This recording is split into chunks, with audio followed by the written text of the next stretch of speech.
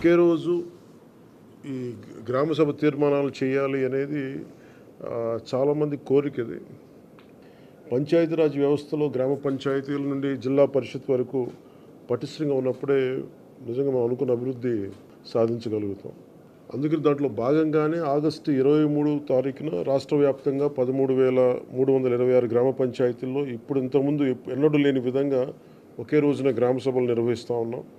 ఈ గ్రామ సభల్లో ఉపాధి హామీ పథకంలో ప్రతి కూలీ కుటుంబం సంవత్సరంలో 100 రోజులు పనిచేసే విధంగా అవగాహన కల్పించాలి.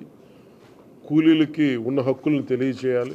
రైతులకు ఉపాధి హామీ పథకాన్ని సద్వినియోగం చేసుకోవడానికి సంబంధించిన పనుల వివరాలను గ్రామ సభల్లో ప్రతి ఒక్కరికి అర్థమయ్యే విధంగా తెలియజేయాలి. ఇకపైన ఉపాధి హామీ పథకాన్ని సమర్థవంతంగా అమలు చేయడానికి మనందరం కలిసి పనిచేద్దాం. పథకం అమలులో మన రాష్ట్రాన్ని దేశంలోనే మళ్ళా మొదటి స్థానంలో ఉంచడానికి కృషి చేయాలని కోరుకుంటా ఉన్నాను. గ్రామాలను అభివృద్ధి చేసే మహాత్మా గాంధీ గారి కలలాగా గ్రామ స్వరాజ్యాన్ని స్థాపించాలి, ఆ దిశగా అడుగులు వేయాలని చెప్పి మీరందరూ కలిసి మాకు సహాయ సహకారాలు ఇవ్వాలని మనస్ఫూర్తిగా కోరుకుంటున్నాను.